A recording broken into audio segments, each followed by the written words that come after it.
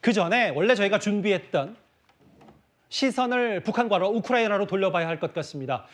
우크라이나를 침공해서 전쟁 중인 러시아에 파병을 선택한 북한의 김정은입니다. 우리 정보당국의 분석에 따르면 그것도 후반 병력도 아닌 10,000명이 넘는 최정예 특수부대를 전장으로 내보낸 북한인데요. 실제 정황 증거도 나왔습니다. 먼저 듣고 오겠습니다.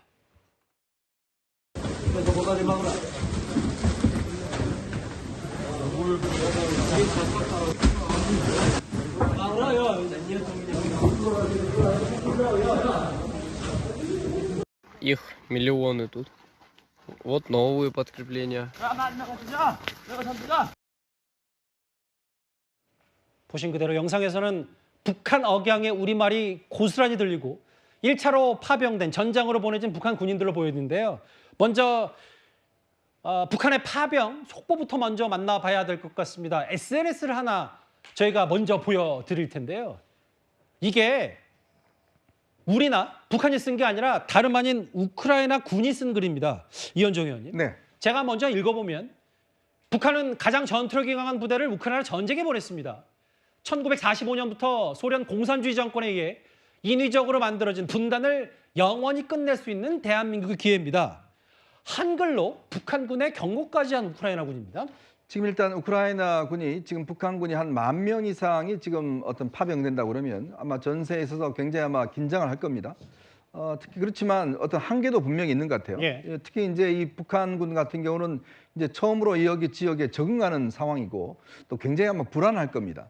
그런 측면에서 저는 우크라이나가 심리전을 지금 시작했다라고 보여집니다.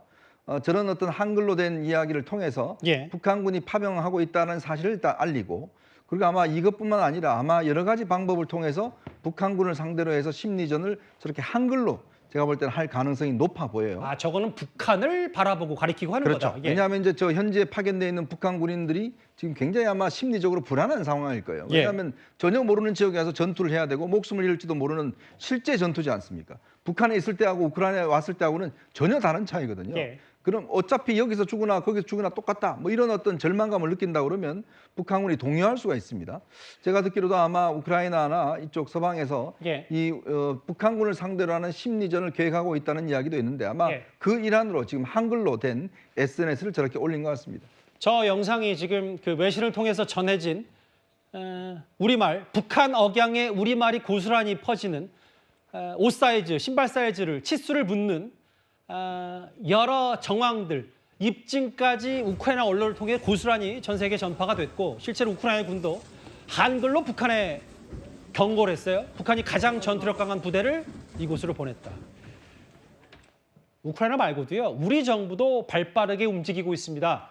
먼저 북한을 향한 확성기를 통해서 김정은이 함구 중인 파병 소식을 북한 주민들에게 알린 겁니다. 과거 확성기 목소리 잠시 듣고 오겠습니다. 그리고 새벽부터 밤 늦게까지 지배밭에서 전혀 가치 없는 노역에 얼마나 고생이 많으십니까? 하루속히 노예의 삶에서 탈출하여 구석은 사랑의 98이라는 언급하게 안 본 사람은 있어도 한번만 본 사람은 없을 정도라는 말도 있죠.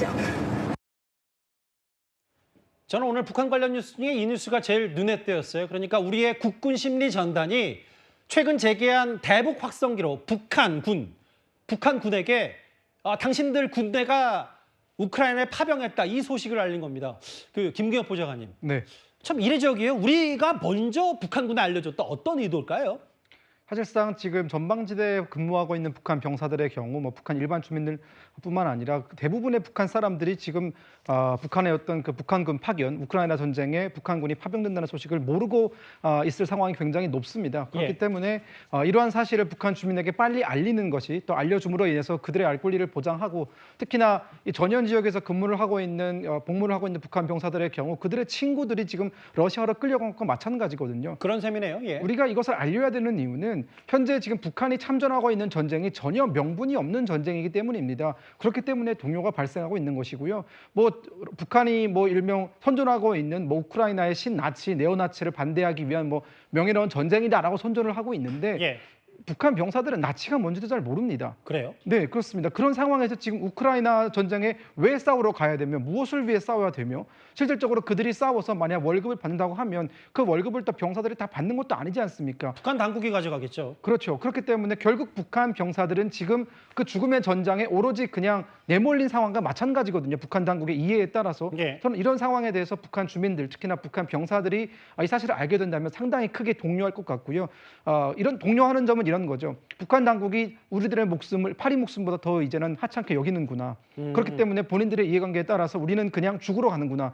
이런 사실을 알려주게 되면은 친구들뿐만이 아니라 또 지금 현재 그 파견 나가 있는 그 1만 명의 병사들 그리고 현재 지금 그 38선에서 그 보초를 서고 있는 그 사람들도 다 MZ 세대 아닙니까? 예. 공감대가 있단 말이죠. 북한 정부에 대해서 상당히 탐탁치 않은 그런 생각을 가지고 있는 사람들이 대부분인데 여기에 더해서 병사들의 목숨을 이렇게 파리 목숨처럼 여긴다라는 상황이 전해진다면 저는 큰 충격이 있을 것으로 그러니까 좀 보입니다. 더 볼게요. 왜냐하면 파병했다, 3,000명 규모 특별대대 편성했다. 이게 김경엽 보좌관 말씀은 북한 장병들도 대부분 젊은 MZ 세대들, 뭐 이른바 장마당 세대들, 당신들 군 동료들이 다 후방부대 다니다 전병에 10,000명 갔어. 이걸 알려주는 게 북한의 김정은으로서는 러시아에 파병한 것 자체가 승부수지만 듣기에 따라서는 되레 이게 엄청난 내부 균열과 독이 될 수도 있다는 말이네요. 네, 그렇습니다. 김정은 입장에서야 본인의 어떤 이해관계에 따라서 파병을 했다 치지만 거기에 끌려간 사람들은 러시아 우크라이나 전쟁에 어떤 이해관계가 있습니까? 아무런 이해관계도 없고 사실 평소에 뭐 우크라이나 러시아에 대해서 단 한 번도 생각해 본 적 없는 사람들이 지금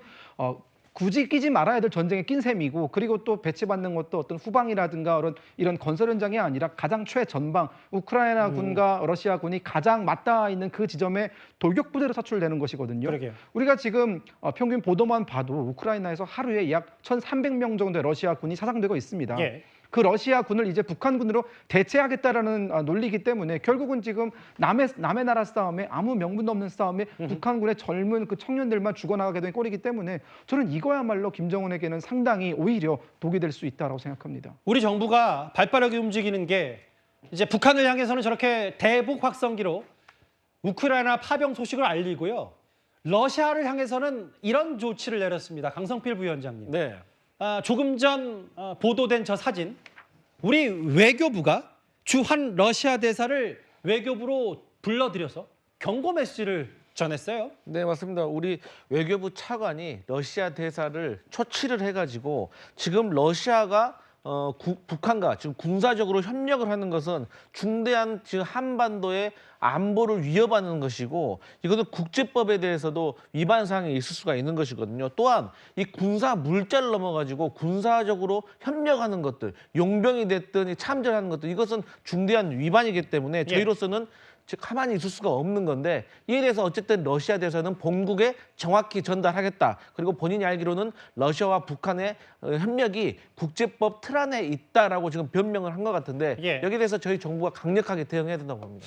그 이현정 의원님, 네. 저기 보면 저기 화면에 보면 외교부의 김홍균 차관이 이렇게 메시지를 읽는 모습이 있고 러시아의 주한 러시아 대사인 GOBF 대사가 이제 받아 적는 모습도 있는데 근데 저기서 러시아도 또 가만히 있지는 않았던 것 같아요. 러시아도 반발 메시지, 그러니까 북러 협력, 국제법 틀 내에서 이뤄졌다는데 이건 사실 진보 보수 여야 할 것 없이 러시아를 향해서 규탄 성명을 이런 메시지는 분명히 내야 될 것 같긴 하거든요.